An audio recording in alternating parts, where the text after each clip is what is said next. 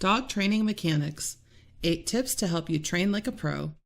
In this video, we'll be discussing training environment, treat prep, optimal treat positioning while training, the importance of a quiet body and a quiet mouth, marker timing, 1 click to 1 treat, how speed is your friend in training, and the all done cue. Training should be a fun team-building endeavor. If you're just starting out, it can feel overwhelming, like everything is happening so fast and your dog just won't pay attention to you. The good news is, you're normal. This is a normal feeling, and your dog is also normal. Following these tips will help you jumpstart your training program, and in no time, these habits will be second nature. First up, environment. Think of the early days of training as learning foundations. These behaviors are in their infancy, so we want to help them get off the ground easily and get a whole bunch of successful reps under the dog's belt long before adding distractions. Training in a quiet space, free from clutter and distractions, will really help. Think library-like setting, not carnival-like setting. A quiet room of your house will do. And if you've got another dog, it's helpful to supply them with their own job to do during your session, preferably in another room. Something like a Kong or maybe a stuffed chew of some kind would do. This ensures you've got your dog's full attention while you're teaching these brand new skills. The real world is just too advanced right now and chock full of hundreds of distractions. These are things competing for your dog's attention during training. These might be environmental things like trees and shrubs, little critters practically begging to be chased. Objects like light posts and hydrants your dogs want to sniff and where other dogs have previously marked.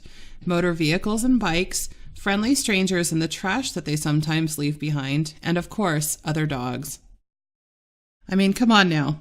That's college-level skills for a dog. He just started preschool. Would you ask a person to write a manuscript before learning the alphabet? It's a ridiculous notion, and yet dogs are often held to impossibly high standards just a week or two after coming home with us. So for now, keep distractions to a minimum. Number 2, preparation. You're almost ready to train, but where do you keep all this stuff? Well, with a little planning and preparation, it's going to be a breeze. If you're using a clicker, have it in hand and positioned correctly. Your treats should already be cut up into pea-sized pieces and easily accessible. Keep 5 to 10 treats in one hand and the rest in a treat pouch or pocket. Treat position. Keeping your hands in front of your body is not ideal. Notice how Dexter is more focused on my hands than he is on me. It's because they contain treats. Hands in front are distracting, and if you remember, we want to rid distractions from our training sessions right now. Instead, keep your hands behind your body when not in use. Now look at those eyes. He's focusing on me instead of the treats. Here's a comparison. Can you see the difference? Quiet body and quiet mouth.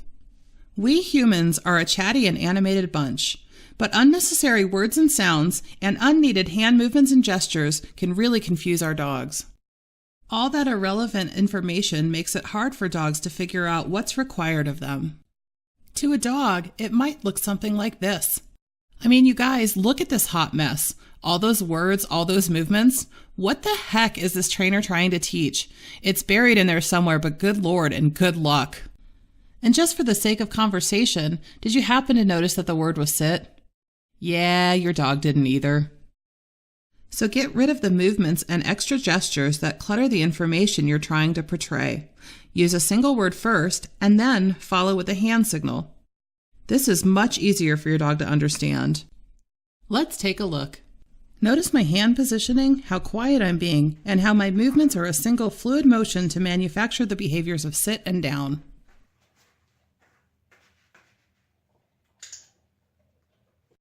Next up, timing. Standard timing aids in this style of training could be the click of a clicker, or they could be a verbal marker, something like yes, good, or see. Think of these timing aids as a highlighter for behavior, one that we can use to pinpoint the precise behavior the dog does correctly. In the early days of training, dogs are guessing a whole lot, so we use these tools to tell them what is going to earn them a treat. Your timing of the click or marker word gives the dog valuable information about what earned them the reward. In the following video, you'll see me training with Dexter, who is working on sit, down, and stands with verbal cues. Watch my timing closely. I communicate with him what he is getting paid for by clicking the moment he hits the goal behavior. Down. Stand. Down.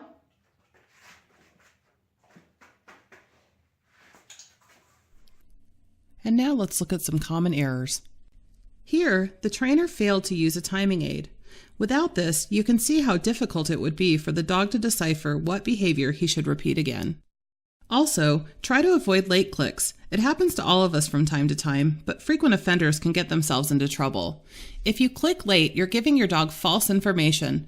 They may in turn repeat the wrong behavior. Don't lie to the dog, and if you do, don't get upset when he doesn't understand. Let's talk rules. 1 click, 1 treat. Your click is a promise to the dog that they are getting paid for their work. When your dog performs their job and you deliver a treat, the contract for that job is complete. If you get into the habit of clicking without giving a treat, you're like the boss who writes a check to his employees that bounce. Not cool. As an honorable trainer, anytime you click a behavior, now and into the future, you will pay your dog. If you're not going to treat, you're not going to click, but that's not relevant right now. You're just starting out, so these behaviors will get paid every time in these sessions. A lighthearted way to think of this is that you're an employer always looking to wow your staff with your fabulous ethics and premium pay. This is because you want them to stick around and continue to work for you. If your employees reviewed your work, you'd want to score all 5-star ratings. So remember, 1 click, 1 treat. Always. Number 7, speed. While it's not always possible, when you can, your job is to train lightning fast. Dogs aren't born with great attention spans. We need to develop this. So right now, train in bursts. Count out 15 treats, train fast, and give a break. By training fast, we'll be much more successful at maintaining the dog's attention to us in their early learning. They'll be so busy learning and earning rewards, they won't have time to get distracted. The risk of training too slow is that all that time in between reps gives them the ability to check out, get bored, and then get distracted. So let's take a page from Keanu's playbook. Keep your speed up, and for God's sakes, don't slow down. Last up, the all done cue. This one's easy. After those quick reps, be sure to tell your dog the mini session is over. Just say, all done, and show them those empty hands. That's it for now. Happy training!